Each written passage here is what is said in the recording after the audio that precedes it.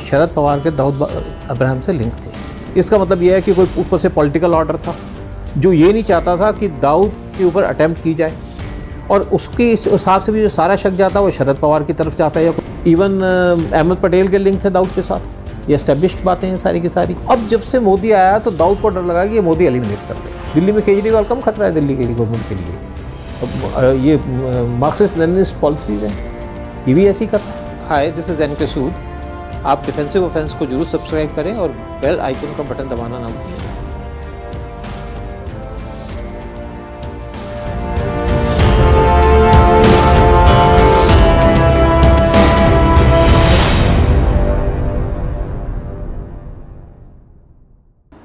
देखिए, ये आजकल काफ़ी ओपन नॉलेज है कि शरद पवार के दाऊद अब्राहम से लिंक थी।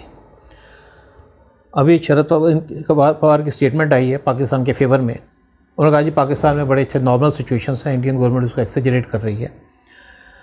तो ये उनका शो करता है कि शरद पवार का पाकिस्तान प्रेम, और ये प्रेम मेरे को लगता है इसलिए है कि पाकिस्तान इज़ होस्टिंग दाऊद, और कोई रीज़न नहीं है। फिर ये भी ज़रूर कहा जाता है कि इनके पाकिस्तान के साथ कुछ बिज़नेस के भी हैं, और ये ज़रूर है कि इनका दाऊद के साथ बिज़नेस लिंक्स रहे हैं।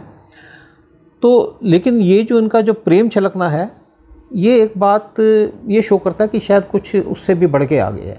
अब आप देखिए, जब बालाकोट हुआ तो शरद पवार की एक और स्टेटमेंट आई कि ये जो अटैक पाकिस्तान पे नहीं है, ये कश्मीर पे अटैक है। बड़ी इंटरेस्टिंग स्टेटमेंट है कि एक पुराना एक लीडर जो पहले मेजर कांग्रेस में भी रह चुका है, सब कुछ रह चुका है, वहाँ पे महाराष्ट्र पे चीफ मिनिस्टर रह चुका है, वो ऐसी स्टेटमेंट दे तो बड़ी इंटरेस्टिंग स्टेटमेंट लगती है कि उसके पीछे कुछ और रीजंस भी है।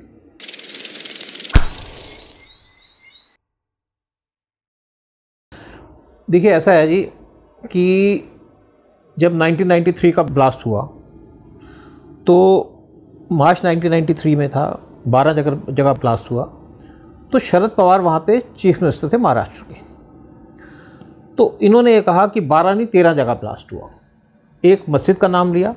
ये उससे जो है मेन इशू से ये कहा जाता है कि अटेंशन डाइवर्ट करना चाहते थे कि शायद दाऊद से या पाकिस्तान से उनका इंटेंशन था डाइवर्ट करने का एलटीटी की तरफ। तो ये रीज़न था। उसके कुछ दिन के बाद इन्होंने जब वहाँ पे हुआ कि दाऊद का नाम ओपन हो गया, तो इन्होंने एक प्रेस में बात हुई। उन्होंने कहा जी अब दाऊद की प्रॉपर्टी को कॉन्फिस्केट कर लो। इन्होंने कहा जी दाऊद की कोई प्रॉपर्टी नहीं है। एक लाइन में केस ख़त्म कर दिया। अब मैं आपको एक और बात बताना चाहूँगा कि जब ये सारा इशू हुआ, दाऊद यहाँ से भाग गया, पता चल गया कि दाऊद है, तो उस टाइम में गल्फ़ में जो रॉ के यूनिट्स थे वो बड़ी ख़राब कंडीशन में थे। मैंने पहले भी एक इंटरव्यू में कहा है जो हमीद अंसारी के बारे में, कि रॉ के यूनिट्स गल्फ़ में डिस्टर्ब कर दिए गए थे बिकॉज ऑफ रतन सहगल जो CIA के एजेंट निकले, और हमीद अंसारी। उसमें कई जगह पे हेड्स नहीं थे, किसी को चेंज कर दिया।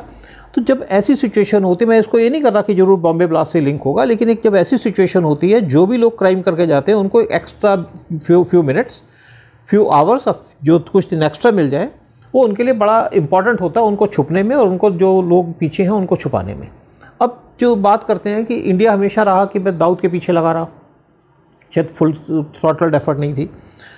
जब ये हुआ कि 9 जुलाई 2005 में दाऊद के लड़की की शादी मियादाद जुनैद जो है मियादाद का लड़का, उससे शादी फिक्स हुई, और 23 जुलाई को वहाँ पे आपका दुबई में उनकी रिसेप्शन थी। तो IB के ऑफिसर्स, इंटेलिजेंस के ऑफिसर्स, पर्टिकुलर IB वालों को ये रहा कि इस टाइम पे टाइम है दाऊद को पकड़ने का या उसको टैप करने का। गवर्नमेंट से परमिशन मांगी, गवर्नमेंट ने कहा भी नहीं, ऐसा है कि आप ये मत करिए, क्योंकि उस टाइम पे जो प्राइम मिनिस्टर थे वो ज़्यादा ऑफेंसिव टाइप के नहीं थे। उन्होंने कहा भी गवर्नमेंट नहीं इन्वॉल्व होना चाहती है, इसको अपने एंगल से करिए।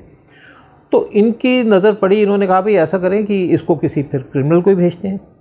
तो छोटा राजन को कॉन्टैक्ट करने की बात हुई कि छोटा राजन और दाऊद जो हैं बड़े अच्छे दोस्त थे 1993 के ब्लास्ट से पहले। उसके बाद उनके डिफरेंसेस हो गए, और छोटा राजन में 2000 में बैंकॉक में उस पर अटैक करवाया दाऊद ने, और उसकी गोलियां भी लगी थी लेकिन बच गए। तो उस टाइम इंटेलिजेंस ने भी लगता है उनकी हेल्प की थी छोटा राजन की। तो इन्होंने अपने इन द मीन टाइम क्या हुआ कि ये जो अपने डोवाल साहब हैं, ये जनवरी 2005 में रिटायर हो गए।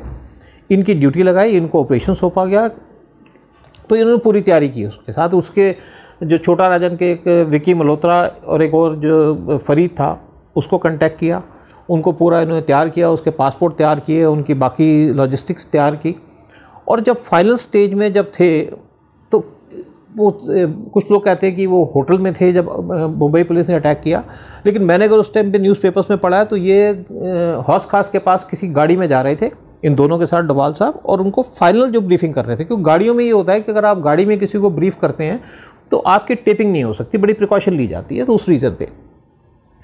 तो उस टाइम पे एक मुंबई पुलिस का डीसीपी क्राइम का कामालकर वो वहाँ पे आया अपनी टीम के साथ, और इसको दोनों को उठा करके इनके डोभाल साहब के प्रोटेस्ट करने के बावजूद वो उनको उठा के ले गया। अब ये जो सारा इशू था, इससे सारा ऑपरेशन डिस्टर्ब हो गया। अब आप देखिए कि एक आईबी का ऑपरेशन हो टॉप लेवल का, उसमें आईबी का पुराना चीफ इन्वॉल्व हो, एक डीसीपी जा करके उनको उठा के ले जाए। डीसीपी अपने डीजीपी के ऑर्डर से नहीं उठा के ले जाएगा, इसका मतलब यह है कि कोई ऊपर से पॉलिटिकल ऑर्डर था जो ये नहीं चाहता था कि दाऊद के ऊपर अटैम्प्ट की जाए, और उसके हिसाब से भी जो सारा शक जाता है वो शरद पवार की तरफ जाता है या कुछ और कांग्रेस के लीडर होंगे। तो बड़ी ज़रूरत है गवर्नमेंट को इसको पूरे को री इन्वेस्टिगेट करे कि ये क्या मामला था। लेकिन बाद में फिर हुआ कि एक बार अटैम्प्ट की, रॉ ने फिर अटैम्प्ट की उसके ऊपर उसी पीरियड में, और लेकिन दाऊद बच गया उस टाइम में।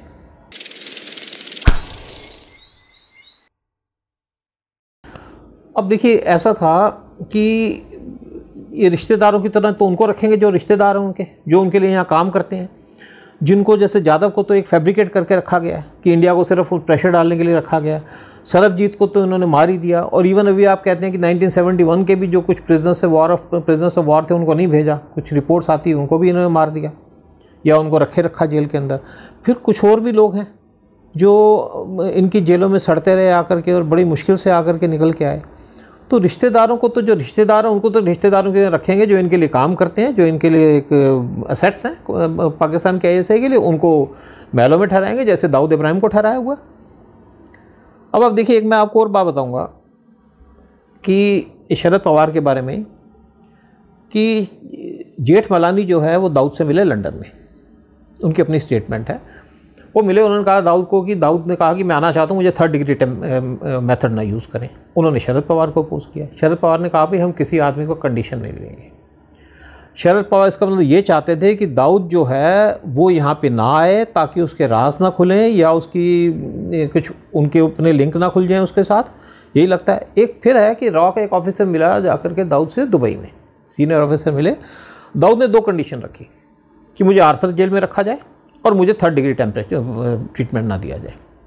तो बड़ी जेन्युइन बात थी, कोई इनको उसमें दिक्कत नहीं हो सकती थी, लेकिन उसको नहीं आने दिया, नहीं चली उनकी।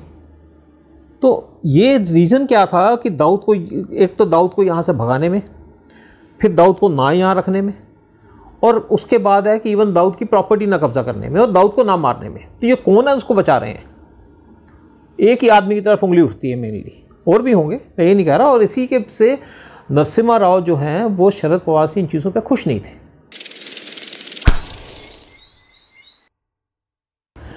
देखिए ऐसा है कि मैं किसी नरसिम्हा राव के बड़े क्लोज आदमी से मिला कुछ दिन पहले। नरसिम्हा राव को इलेक्शन से पहले कह दिया था कि पैकअप करो और जाओ। वो जा रहे थे उस टाइम, लेकिन कुछ सिचुएशन चेंज हो गई कि यहाँ पे ठहर गए। नरसिम्हा राव के पास भी कुछ, उन्होंने कुछ गलतियाँ की होंगी, कुछ और होगा, लेकिन ये था कि उनमें देशद्रोह की बात नहीं थी, देश के साथ प्यार था। जैसे इवन वो मतलब जैसे अटल बिहारी वाजपेयी को ब्रीफिंग करके चले गए, तो कांग्रेसी उनसे खुश नहीं थे क्योंकि वो इनकी किसी की सुनते नहीं थे। वो अपने जो नेशनल इंटरेस्ट की बात है वो उसी पे चलते थे। अब देखिए कुछ भी कहिए, उस टाइम पे जब दाऊद इब्राहिम, जब महाराष्ट्र में जब शरद पवार वहाँ के चीफ मिनिस्टर थे तो दाऊद इब्राहिम वहाँ थे, तो गवर्नमेंट का पूरा कंट्रोल था अपनी गवर्नमेंट पे। गवर्नमेंट ये चला रहे थे और सड़कों पे दाऊद के गुंडे चलते थे।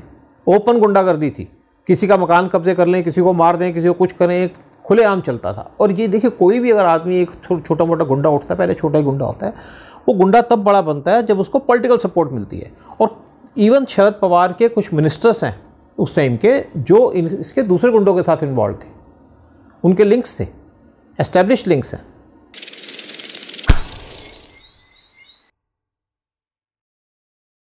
देखिए ऐसा था कि जैसे मैंने पहले आपसे कहा कि एक तो जेठमलानी के थ्रू हुआ, एक ऑफिस उससे दुबई में मिला, और दाऊद यहाँ आना चाहता था। शायद वो आईएसआई से बहुत परेशान है, तो ये आना चाहिए, क्योंकि उसकी बारी सारी एक्टिविटी खत्म हो गई, बिज़नेस के पैसे भी वो लोग लूट के ले जाते हैं उससे पैसे, उसका सिर्फ एक मैच फिक्सिंग में रोल रह गया और थोड़ा सा हवाला में रह गया।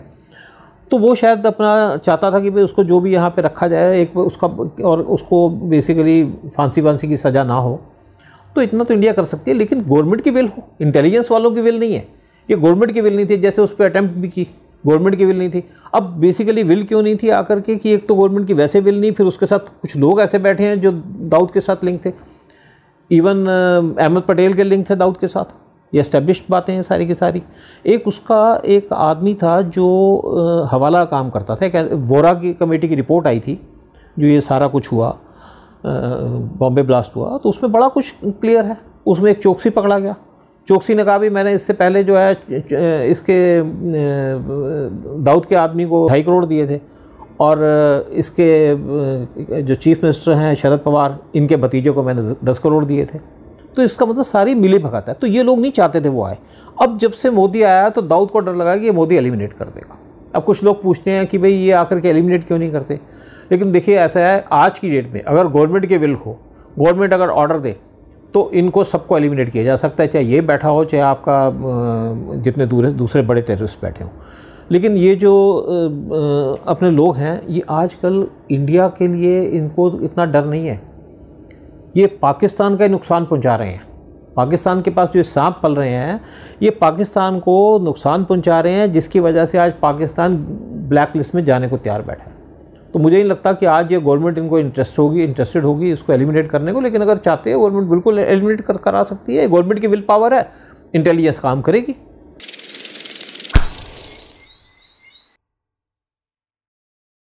देखिए दाऊद का बड़ा अच्छा नेटवर्क था, इसका महाराष्ट्र में भी था और इसका साथ में गुजरात में भी। मैंने कहा इसके अहमद पटेल से लिंक थे, और ये इसका नेटवर्क इसीलिए था कि पॉलिटिशियंस साथ मिले हुए थे। अभी भी क्या है कि उससे अब जैसे एक दाऊद का ब्रदर था, मुझे उसका नाम नहीं है याद है, वो दुबई से आकर के रॉ के थ्रू दुबई से आया, यहाँ दिल्ली में लैंड कर गया, रॉ ने लैंड करा दिया, और उसको इस परमिशन पे था कि तुझे मारा नहीं जाएगा।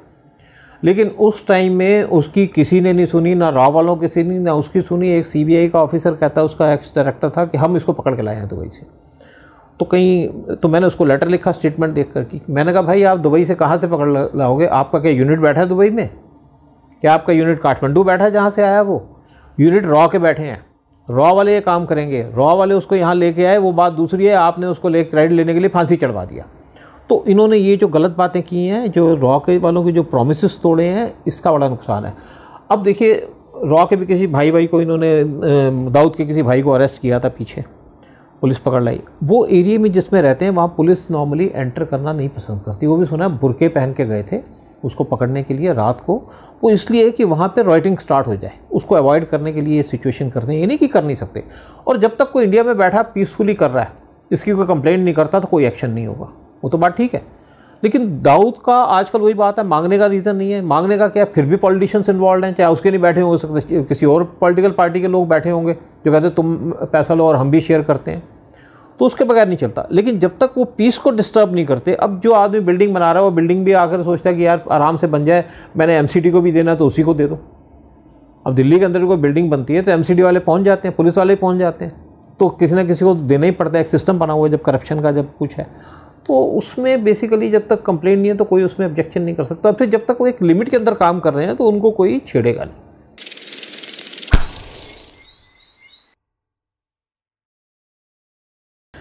देखिए ऐसा है कि क्योंकि गवर्नमेंट स्ट्रांग है, और जब सेकंड टर्म आई है तो गवर्नमेंट ने एक्शन भी स्टार्ट कर दिए। पहले तो गवर्नमेंट अपने आप को एस्टेब्लिश करने में लगी रही। जब पहला टेन्योर था मोदी गवर्नमेंट का, उस टेन्योर के अंदर मोदी गवर्नमेंट ने जो फॉरेन में अपनी इमेज बनाई, फॉरेन में अपने आप को एस्टेब्लिश किया, उस टाइम में इनके साथ ना तो ब्यूरोक्रेसी थी ना इनके साथ जुडिशरी थी, क्योंकि सबकी नज़रें जो है कांग्रेस पे। आप जैसे स्टेट बैंक का जो चेयरमैन, रिजर्व बैंक का चेयरमैन है, वो आके चुपचाप छोड़ के चला गया। कांग्रेस के टाइम का आदमी रखा, आदमी वही थे, उनकी लॉयल्टी वही थी कि वहाँ से कांग्रेस के टाइम में जितने भी ऊपर के टॉप के ब्यूरोक्रेसी थे, सीबीआई के चीफ थे, पैसे खा रहे थे, मज़े कर रहे थे, तो उनकी लॉयल्टी यही थी। लेकिन जब दोबारा टर्म आई है मोदी की, सेकंड टर्म आई है, आप देखिए सुप्रीम कोर्ट के, इवन कोर्ट्स के एटीट्यूड चेंज हो गए, क्योंकि लग गया अब तो यही रहने वाले हैं, सोनिया गांधी अब कहीं दिखेगी नहीं। तो ये अपने आप को एस्टेब्लिश कर लिया। आप जैसे जिस हिसाब से आप देखिए कि इसने अमित शाह ने डिसीजंस लिए हैं, चाहे पीएम ने लिए, चाहे उन्होंने लिए, चाहे 370 हो, चाहे आज़म खान को पकड़ने का हो, चाहे आपको ये चिदम्बरम को पकड़ने का हो, सबको आकर के सपोर्ट है। नहीं तो पिछली बार तो सीबीआई का चीफ भी इनकी फ़ोन टेप कर रहा था। तो ये तो फ़र्क पड़ गया। अब फ़र्क पड़ गया, जब आपका गवर्नमेंट कंट्रोल है, गवर्नमेंट नॉन करप्ट है, तो आदमी डरेगा गलत काम करते हुए। अब कुछ लोगों ने सुना है कि ये जो टॉयलेट बनाने पैसे खा लिए, तो गवर्नमेंट ने उनको पकड़ के डिसमिस कर दिया, अंदर कर दिया। तो एक वो माहौल तो बना है, करप्शन थी, कम हुई करप्शन। तो इसी इस एंगल से जो है उस टाइम का गुंडागर्दी ख़त्म तो नहीं हो सकती, लेकिन चक्की हुई है। देखिए छोटा राजन, जहाँ तक मैं सोचता हूँ कि छोटा राजन ने इनके लिए काम किया है। छोटा राजन की कोई ऐसी नहीं है, ठीक है, अपने जो उसका बिज़नेस है, जो अपना काम करते होंगे, स्मगलिंग यहाँ वहाँ करते होंगे, वो उनका अलग है। अगर गवर्नमेंट उससे डिस्टर्ब नहीं होती तो गवर्नमेंट कुछ नहीं कह सकती। और जहाँ तक मैंने आपसे पहले भी कहा कि जब छोटा राजन पे बाहर गोली पड़ी थी तो उसको लगता है कि इंटेलिजेंस ने हेल्प की थी, हो सकता है छोटा राजन। और फिर छोटा राजन जब, क्योंकि दाऊद के साथ इनकी दूसरे आंकड़ा है और उसका भी 36 का आंकड़ा है दाऊद के साथ, तो हो सकता है कि उसको यहाँ पे रखा है इसलिए कि दाऊद के बारे में इन्फॉर्मेशन करनी है और उसकी अपनी प्रोटेक्शन के लिए, क्योंकि दाऊद को आईएसआई की प्रोटेक्शन है। तो मुझे लगता है कि हो सकता है कि इंडियन इंटेलिजेंस भी उसको सपोर्ट कर रही हो। मैं ये तो नहीं, मेरे पास ऐसी खबर है, मेरी अपनी असेसमेंट है इस बारे में।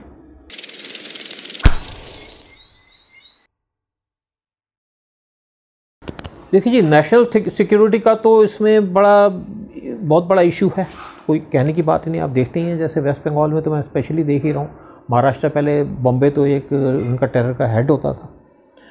तो ये है, लेकिन आप देखिए कि हमारी अब जब कंट्री है, जैसी कंट्री बड़ी है तो प्रॉब्लम्स भी बड़ी हैं। और कुछ भी कहिए, जितने भी आपके ये माफिया चलते हैं, ये पॉलिटिकल सपोर्ट के साथ चलते हैं। जब इलेक्शन होते हैं तो इनकी हेल्प लेते हैं पॉलिटिशियंस, उसके बाद जब इनको ज़रूरत पड़ती है तो ये उनको सपोर्ट देते हैं।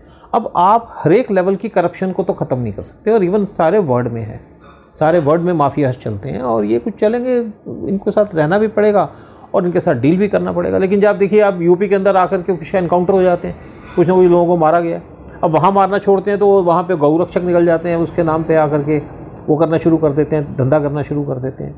तो ये एक फॉर्म में नहीं दूसरी फॉर्म में आएंगे, तो ये एक पार्ट ऑफ लाइफ है जो चलता ही रहेगा। देखिए ऐसा है कि ममता बनर्जी जब वहाँ पावर में आई, उससे पहले वहाँ कम्युनिस्ट थे, और कम्युनिस्ट इतने साल पावर में थे तो कम्युनिस्ट क्या कर रहे थे? कम्युनिस्टों ने कोई प्रोग्रेस नहीं होती बंगाल की, गुंडे पाले हुए थे अपने। अब वहाँ पे जब लोग वोटिंग करने जाते थे उनके बाहर ताले लगाए थे उनकी सोसाइटीज़ में। गांव में कोई आदमी छोटी सी मुर्गी पालन का भी काम करता था, उसको कैपिटलिस्ट कह लेते थे, वो सारे गुंडे थे। वो जो गुंडे हैं, ममता बनर्जी को मैं बहुत बड़ा क्रेडिट दूंगा आकर के कि उसने जो कम्युनिस्टों को वहाँ से हटाया, ये हटने वाले नहीं थे, और वो आके एस्टेब्लिश हुई, लेकिन उसने इनके गुंडे पकड़ लिए, वो भी इसी काम में लग गई।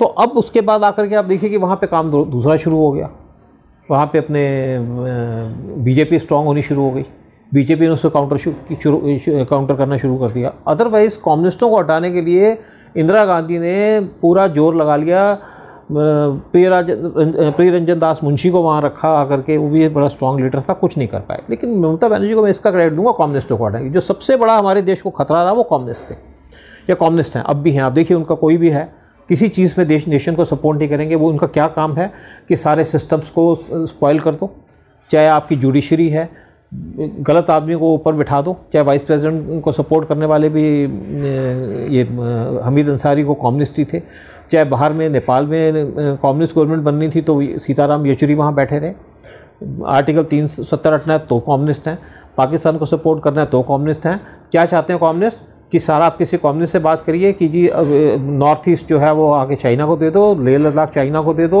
कश्मीर पाकिस्तान को दे दो, ये म्यांमार वगैरह दे दो, म्यांमार को दे दो अपना जो आपका नॉर्थ ईस्ट है।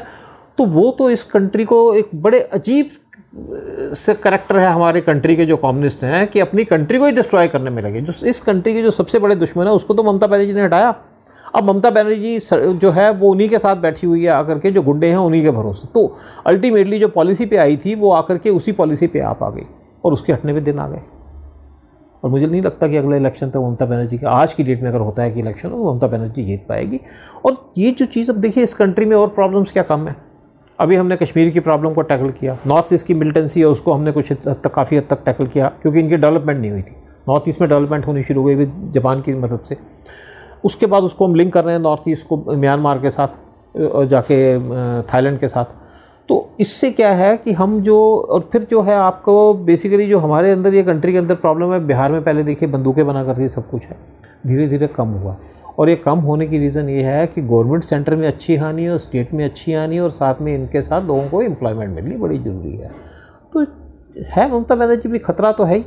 दिल्ली में केजरीवाल कम खतरा है दिल्ली के लिए, गवर्नमेंट के लिए। अब ये मार्क्सिस्ट लेनिनिस्ट पॉलिसीज़ हैं, ये भी ऐसी कर रहा है। अब दिल्ली में और कुछ नहीं है कि ऑड इवन कर दो। क्या क्या ऑड इवन का पर्पस है? ऑड इवन का पर्पस ये है कि उस टाइम फेस्टिवल सीजन है, शादियाँ रुकवा दो, मिडिल क्लास को तंग करो। उसके बाद दूसरा रीज़न ये है कि गवर्नमेंट ने कहा है कि हमें ट्रैफिक पे कंट्रोल करना है, उसको डिस्टर्ब कर दो। तीसरा रीज़न ये है कि ये जो, क्योंकि इसने ट्रेन भी फ्री कर दी लेडीज़ के लिए और मेट्रो भी कर दी और बस भी कर दी, तो कुछ स्कूटर वाले नाराज़ हैं। ये अगर ऑड इवन करेगा तो स्कूटर वालों को बेनिफिट दे दो, दूसरी तरफ टैक्सी वालों को बेनिफिट दे दो।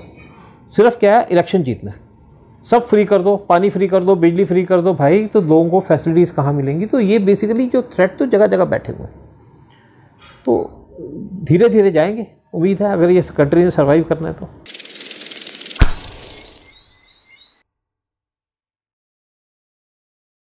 देखिए ऐसा है, हमारी अमेरिका के साथ बड़ी अच्छी दोस्ती है, लेकिन जो उनकी पॉलिसीज़ हैं, जो उनकी CIA की पॉलिसी हैं, वो एंटी इंडिया हैं। एक टाइम पे तो होता था कि जब CIA और KGB की लड़ाई होती तो इंडिया में आपस में लड़ा करते थे, यहाँ पे प्लेग्राउंड बनाया हुआ था। आज की डेट में अब देखिए, इसकी आपने CIA की बात की, इनके फ्रंट ऑर्गेनाइजेशन है फोर्ड फाउंडेशन। फोर्ड फाउंडेशन क्या है, आधा जो है ये सारी NGOs को ये फंड करती है, आधी फंडिंग जो है वो जेन्युइन होती है, आधी फंडिंग ये है कि आप इसको डिस्ट्रप्टिव एक्टिविटीज़ के लिए, कहीं डैम बन रहा है उसको रोकने के लिए। इसका जो काम लगा हुआ है ये इसलिए लगा है कि हमारी कंट्री की प्रोग्रेस को रोकना, चेक करना, ताकि अगर हम 10% वो प्रोग्रेस कर रहे हैं, हमारा GDP 10% होनी है तो उसको 8 पे ले आएँ, जहाँ डैम बनेगा वहाँ अटक जाएंगे, वहाँ लगा देंगे।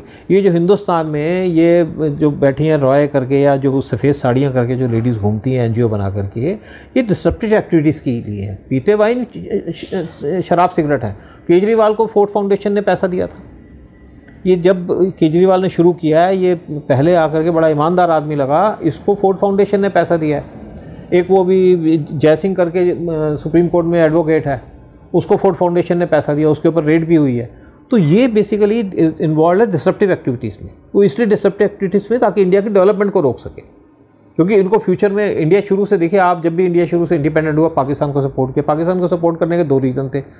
एक तो ये है कि भाई अफ़गानिस्तान रशिया की तरफ था, दूसरा रीज़न छोटी कंट्री, लेकिन पाकिस्तान को सपोर्ट करते करते इन्होंने इंडिया को जा कर के डिस्टर्ब करने की कोशिश की है, करते ही रहे। 71 में 65 में पाकिस्तान के न्यूट्रल था, 71 में पूरा अपनी 7th फ्लीट को यहाँ ला के दे दिया, जिसके चक्कर में आके इंदिरा गांधी ने जाकर कहा कि भाई मैं न्यूक्लियर बम बनाऊंगी।